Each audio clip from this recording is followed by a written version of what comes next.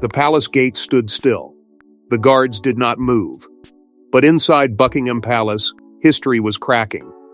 In a move no one expected this soon, King Charles formally named Prince William as his successor amid escalating health concerns. It was not just a royal procedure, it was a signal. A warning. A seismic shift inside the House of Windsor. And behind those gilded doors, whispers had already begun. Before we go deeper into what this really means for the royal family, make sure to subscribe so you don't miss a single update. Long before the public heard a single word, tension had already begun tightening its grip around the palace corridors. Meetings were called at unusual hours. Senior aides who once moved with ceremonial calm now walked briskly, their conversations clipped and coded. Phrases like continuity planning and operational adjustments floated through private chambers, carefully chosen to conceal more than they revealed. There was no panic, this was the monarchy, after all, but there was urgency. A controlled urgency. The kind that suggests something fragile is being protected at all costs. In recent months, observers had noticed subtle changes. The king's appearances grew shorter. His once steady cadence occasionally faltered. Engagements that would have stretched late into the evening were trimmed without explanation. Official statements spoke of routine considerations, yet the pattern was impossible to ignore. The sovereign who had waited a lifetime to ascend the throne now seemed to be conserving strength, as though every handshake and every speech carried a hidden cost. Those closest to him insisted he remained committed. But commitment and capacity are not the same thing. Then came the announcement, precise, dignified, unmistakably deliberate. The language was crafted with surgical care. It did not speak of abdication. It did not admit crisis.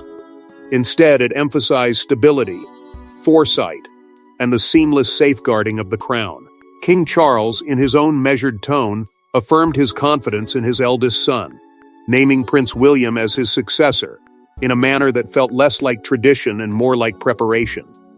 The words were respectful, calm, and yet beneath them pulsed something undeniable. Time was accelerating. The shockwaves rippled instantly beyond palace walls. In Westminster, political leaders paused mid-agenda. Commonwealth representatives sought clarification through urgent channels. Commentators who had spent decades predicting the distant future suddenly found themselves analyzing the present. Social media erupted in speculation, sympathy, and disbelief. Was this precaution? Was it pressure? Or was it something far more serious than anyone dared to say aloud? And then there was William. Standing beside his father, posture straight, expression controlled, he embodied composure. But composure is not the absence of weight, it is the discipline to carry it without trembling. His jaw tightened almost imperceptibly as the announcement concluded. This was not the triumphant moment of a prince celebrating destiny. It was the silent acceptance of responsibility, arriving sooner than expected. In that instant, Britain did not just see an heir. It saw a man stepping into the gravity of inevitability. Queen Camilla's presence added another layer to the unfolding drama. Her expression remained supportive, but fleeting moments betrayed complexity. Loyalty to her husband intertwined with awareness that influence within the palace was shifting.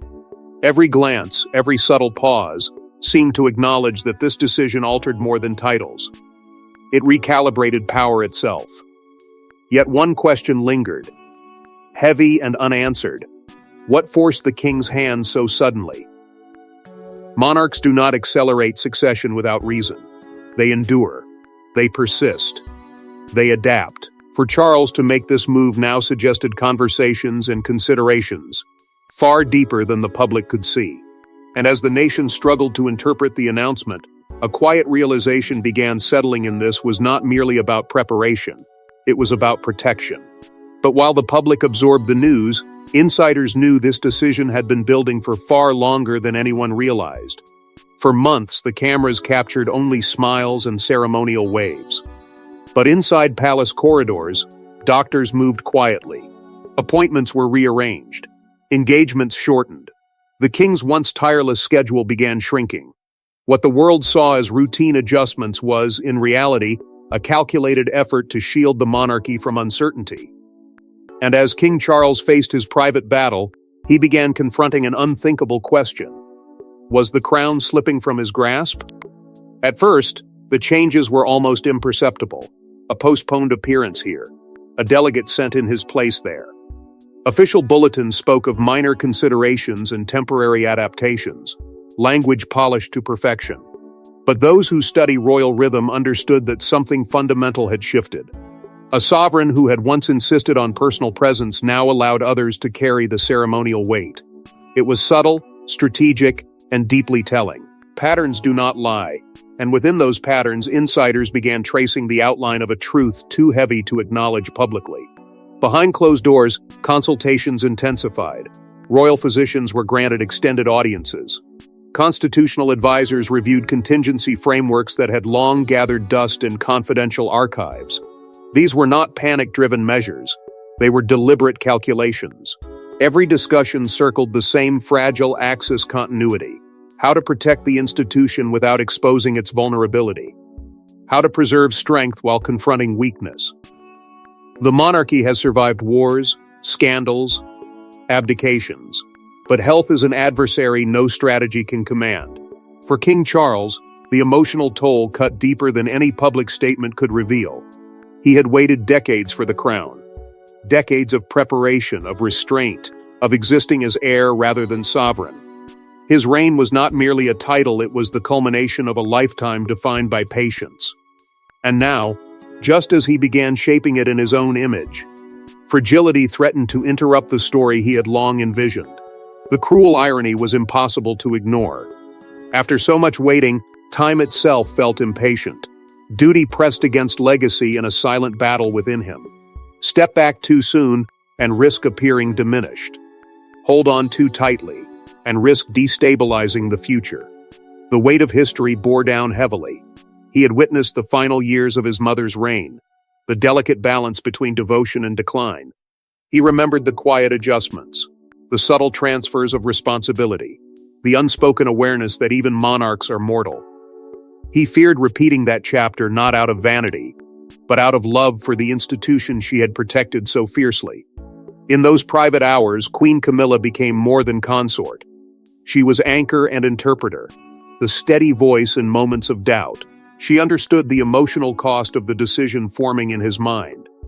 Their conversations reportedly stretched long into the night, weaving between realism and hope. She did not push, she steadied.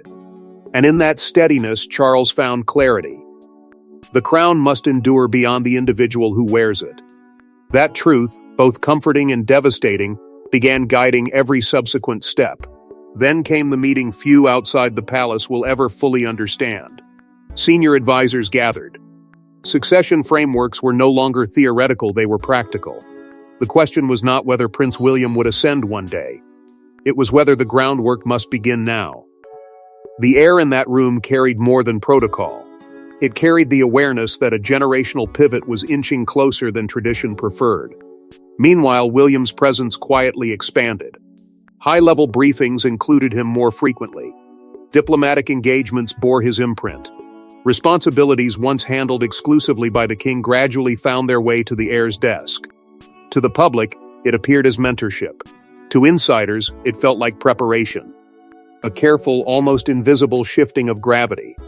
And as Charles wrestled with both mortality and monarchy, wrestling with pride, memory, and responsibility, one reality became impossible to escape: the future was no longer a distant horizon. It was approaching with determined steps. As Charles wrestled with his mortality and monarchy, one man was quietly preparing for a future he once thought was decades away. Prince William always knew the crown would one day be his. But not like this, not so soon. Not under the shadow of his father's vulnerability. As the announcement loomed, William faced the weight of destiny pressing harder than ever before. This was no ceremonial promotion, it was the beginning of transformation. A prince stepping out of inheritance and into inevitability. For years he had prepared in the background, evolving carefully from uncertain youth into disciplined statesman. The world once saw him as the grieving son walking behind his mother's coffin, then as the university student trying to carve out normalcy, then as the young husband balancing duty with privacy. But beneath those phases, something steadier was forming. Experience sharpened him. Diplomacy matured him. Fatherhood grounded him. Each chapter quietly built the framework for leadership, even when leadership felt comfortably distant. Now distance had collapsed. Private conversations between father and son took on a gravity neither could ignore. These were not merely strategic discussions about public duties. They were deeply human exchanges, layered with history and unspoken emotion. Charles, who had spent his own life waiting for this moment, understood the strange mixture of anticipation and dread. William listened more than he spoke. He asked precise questions. He absorbed nuance. Yet beneath his composure was a son confronting the reality that strength sometimes means stepping forward, because someone you love cannot. The pressure intensified with every headline speculating about the king's condition. William was no longer simply the heir apparent, he was becoming the stabilizing figure in real time. Every public statement carried amplified meaning. Every diplomatic handshake was analyzed for signs of authority. He felt the scrutiny tightening, testing whether he could embody continuity while quietly preparing for change. Leadership forged under calm is one thing. Leadership emerging from uncertainty is another entirely. Catherine stood beside him, not as ornament but as anchor. In private, her counsel was candid and steady. She understood the emotional storm gathering around him. She reminded him that the monarchy survives because it adapts, not because it resists. Together they measured risks and responsibilities, aware that their partnership would soon carry even greater symbolic weight. Her presence strengthened his resolve, reinforcing that this was not a solitary burden but a shared mission. Yet William's internal compass pointed somewhere deeper than strategy. The memory of Princess Diana lingered powerfully in his leadership instincts. Her empathy, her connection to ordinary people, her refusal to let protocol eclipse humanity. He had absorbed those lessons as a child, and now they resurfaced with urgency. If he were to ascend sooner than expected, he would not simply preserve tradition, he would humanize it. That silent vow became a defining force within him. He also recognized what this moment represented beyond personal destiny. A generational shift. The transition from an era defined by endurance to one demanding agility. Younger citizens, skeptical and digitally connected, were watching closely. They wanted authenticity, not ceremony alone. William understood that survival of the crown required more than ritual. It required relevance. And in that awareness, he began shaping a blueprint that balanced reverence with renewal. Public sentiment gradually rallied around him. Polls reflected rising confidence. Commentators described him as steady, modern, relatable. But admiration brought expectation.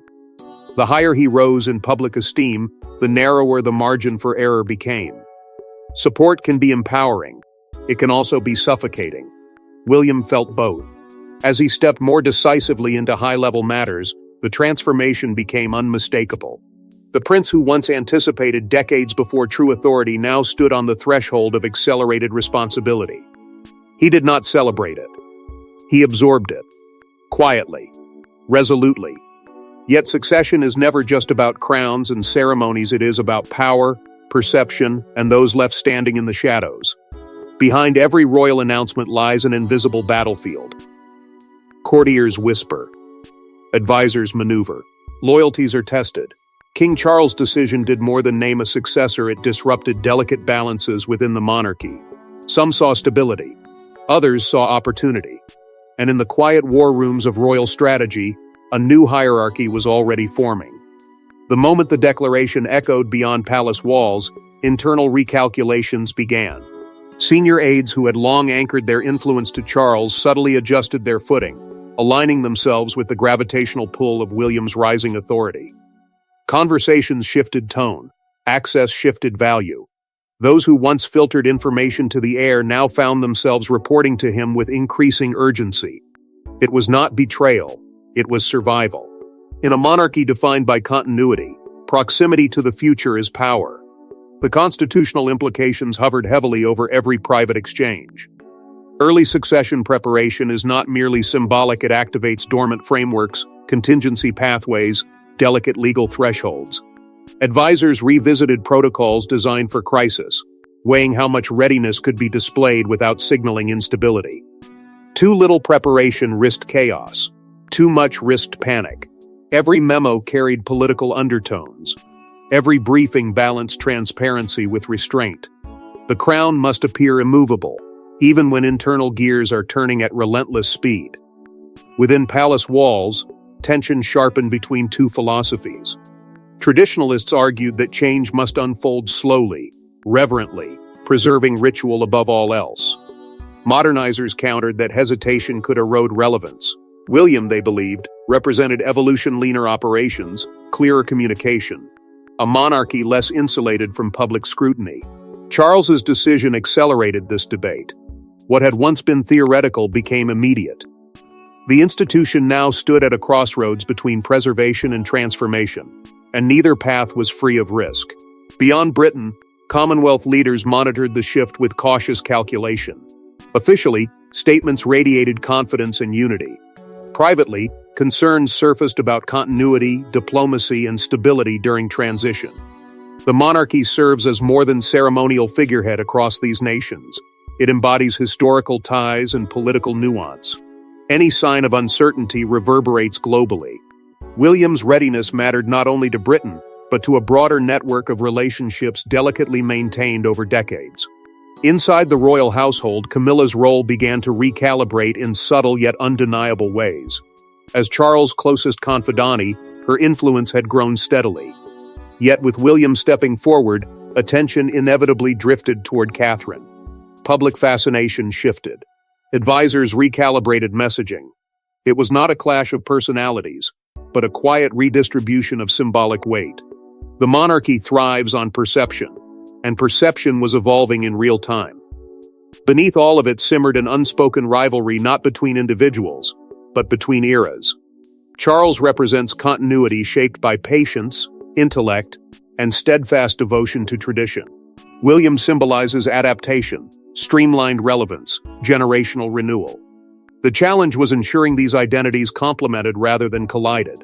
Any fracture would invite scrutiny from critics eager to question the institution's cohesion. Media narratives intensified the pressure. Headlines crowned William as the bridge to the future, casting him simultaneously as savior and successor in waiting. Such framing elevated expectations to precarious heights. Every decision he made now carried amplified symbolism. Meanwhile, speculation rippled through discussions about the broader royal family. How would other members adapt to the shifting center of gravity? Would unity hold firm under accelerated change? Power within a monarchy rarely announces its movements loudly. It shifts in glances, in meeting invitations, in whose counsel carries the final word. And as Charles's decision continued reshaping internal dynamics, one truth grew impossible to ignore. Succession is never purely ceremonial. It rearranges influence. It tests loyalty. It exposes ambition. But as palace politics simmered, the British public began asking a more personal question. What does this mean for the king himself? For King Charles, this was never supposed to be the story of his reign. After waiting a lifetime to wear the crown, he now finds himself defining his legacy not by how long he ruled, but by how he chose to let go. In naming William early, Charles may have made the most selfless and most heartbreaking decision of his life. He had spent decades preparing in the shadows. As Prince of Wales, he studied policy papers late into the night, championed environmental reform before it was fashionable, and carved out causes that bore his unmistakable imprint. He endured criticism. He endured comparison. He endured the long, quiet wait that only an heir can truly understand. When the crown finally rested upon his head, it symbolized vindication as much as duty.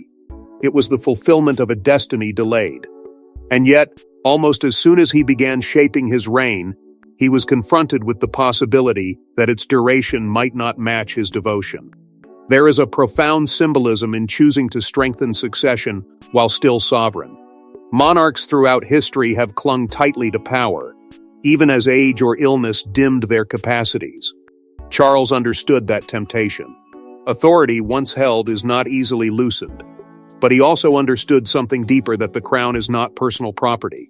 It is borrowed, temporarily worn, then passed on. By formally elevating William's role amid uncertainty, Charles sent a message that continuity outweighs pride. Stability surpasses ego. It was an act of restraint wrapped in dignity. Still, beneath that dignity lingered unfinished ambitions. Environmental reform remained central to his vision.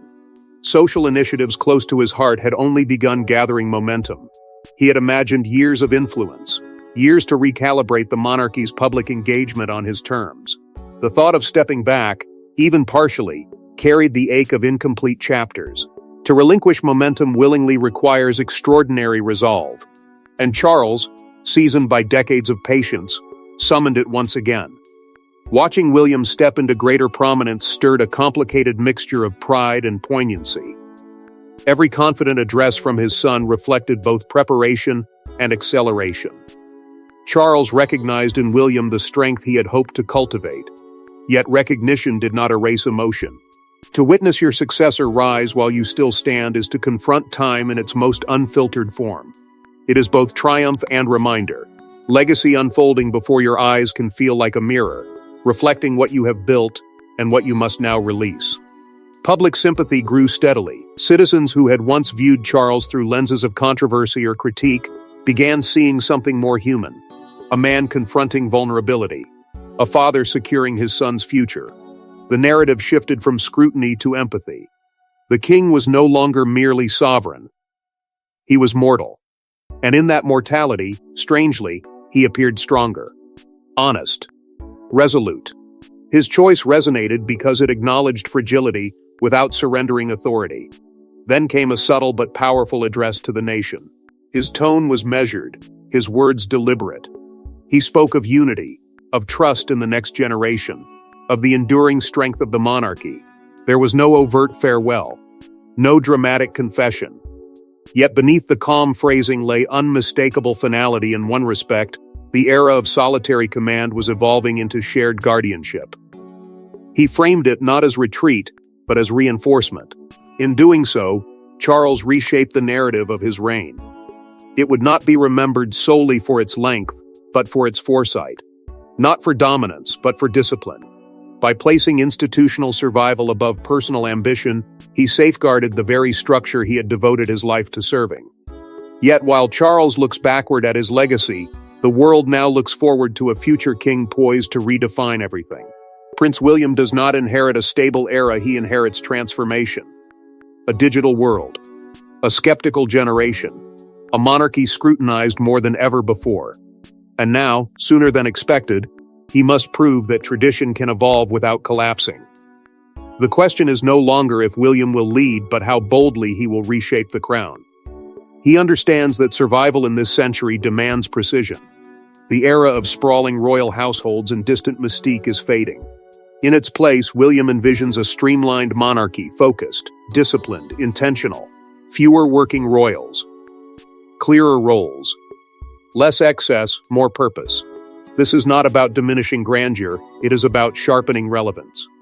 He knows that symbolism without substance risks becoming hollow, and hollow institutions do not endure. Transparency sits at the center of his quiet blueprint. The public, more informed and more skeptical than any generation before, expects honesty. William recognizes that silence can breed suspicion. Carefully calibrated openness, however, can build trust. Financial disclosures, clearer communication about royal duties, and direct engagement with communities signal a shift away from mystique toward accountability. It is a delicate balance. Reveal too much, and the aura weakens. Reveal too little, and doubt festers. His priorities reflect the urgency of modern concerns. Mental health remains deeply personal to him, rooted in his own lived experiences and the memory of his mother's compassion. Climate change stands not merely as policy interest, but as existential challenge. Youth engagement is no longer optional, it is essential. William seeks to align the crown with the causes shaping the future, ensuring that the monarchy is not a relic observing history, but a participant influencing it. In this vision, service is not ceremonial, it is active. Catherine's role becomes increasingly strategic within this transformation. Her public diplomacy carries warmth without sacrificing authority. She connects effortlessly across generations, embodying both tradition and accessibility. Together, they project partnership rather than hierarchy, signaling that leadership within the monarchy can be collaborative and contemporary. Their unity reinforces stability, countering narratives that question continuity. Beyond Britain's borders, William's attention turns toward younger Commonwealth nations. He understands that historical ties alone cannot sustain loyalty. Respect must be renewed. Engagement must be genuine. By strengthening diplomatic relationships grounded in mutual interest, rather than inherited expectation, he aims to fortify connections that could otherwise weaken under generational scrutiny. The monarchy's global relevance depends on adaptability as much as heritage. Digital media presents both threat and opportunity. Misinformation spreads swiftly, often unchecked. William's strategy embraces direct communication, leveraging modern platforms to shape narrative rather than react to it. By speaking directly to audiences, he minimizes distortion. This approach signals confidence, a willingness to meet critics in the same arena where reputations are tested daily. At the heart of his reforms lies a deliberate effort to humanize the institution. Appearances that feel authentic rather than staged. Conversations that acknowledge real struggles rather than gloss over them. A crown that listens as much as it leads. This recalibration does not dismantle tradition, it refines it. Ritual remains, heritage remains, but rigidity softens. Already, early signs of policy influence emerge in subtle ways. His environmental advocacy resonates internationally. His mental health initiatives shape public discourse. Diplomatic engagements reflect growing assertiveness. These are not grand proclamations. They are incremental assertions of leadership, signaling that the future king intends to be proactive, not passive. Yet every bold step invites scrutiny. Reform unsettles those invested in continuity without change. Admirers celebrate innovation. Critics question its depth. William walks a narrow path between reverence and reinvention, aware that miscalculation could erode the trust he seeks to build. Transformation is not achieved without friction, but no transformation unfolds without resistance, and the next chapter would test William's resolve sooner than anyone expected. Even before wearing the crown, William faces scrutiny sharper than any sword. Critics question timing, skeptics question stability, and whispers of deeper health concerns around the king refuse to fade. The monarchy stands at a crossroads where perception is power, and one misstep could fracture public trust. The media storm intensifies with relentless momentum. Analysts dissect every public appearance by Charles, measuring tone, posture, duration. Headlines speculate boldly, sometimes recklessly, about the severity of his condition. Anonymous sources surface with cryptic claims. Rumors evolve faster than official statements can counter them. In the absence of full transparency, conjecture fills the void. Each unanswered question becomes fuel. And in that volatile environment, William finds himself navigating not only responsibility, but narrative warfare. Political figures begin debating constitutional contingencies with renewed urgency. Parliamentary discussions, once hypothetical, now carry unmistakable relevance. What happens if the king's capacity diminishes further? How swiftly can authority be reassigned without destabilizing governance? Though couched in procedural language, these debates reveal an underlying tension. Stability must be preserved at all costs. The crown may be symbolic, but symbols anchor nations. Any visible crack risks widening under pressure. Meanwhile, anti-monarchy voices seize the moment. Calls for reform grow louder. Critics argue that hereditary power has no place in a modern democracy. Protests, though measured, gain traction online. The institution faces a dual challenge, proving relevance while defending legitimacy. William understands this battle is not fought with confrontation, but with composure. React too aggressively, and critics gain momentum. Ignore them entirely, and their narrative spreads unchecked. In response, William's public appearances adopt a tone both calm and firm. He does not overreach. He does not dramatize. Instead, he radiates steadiness. His words emphasize continuity. His demeanor projects confidence without arrogance. It is a calculated display of quiet authority, signaling that leadership is already active, even if the crown has not yet changed hands. Observers note the shift. The heir is no longer waiting in the wings. He is stepping forward deliberately. Catherine's presence strengthens this perception. She becomes an emotional anchor for a public unsettled by uncertainty. Her engagements carry empathy and warmth. reinforcing a sense of normalcy amid speculation.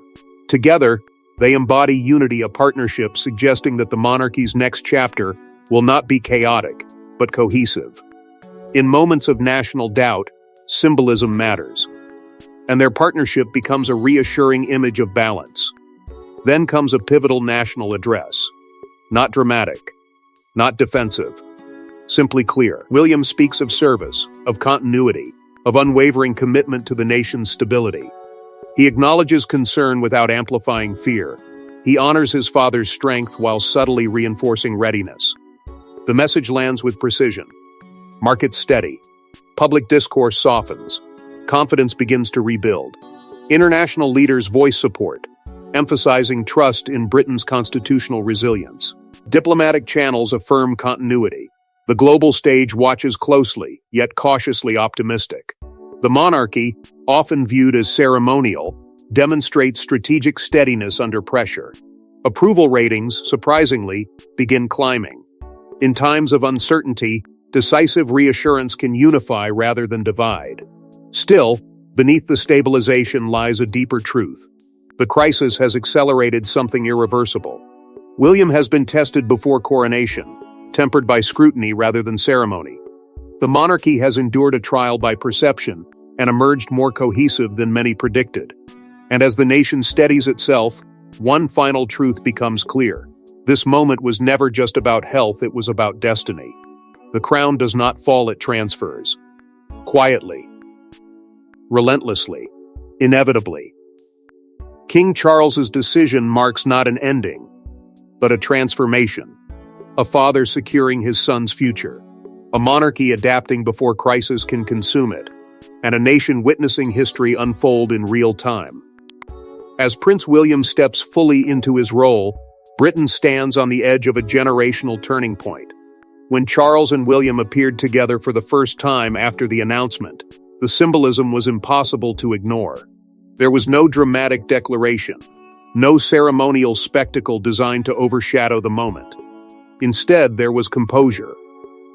Measured words. A subtle but unmistakable shift in gravity.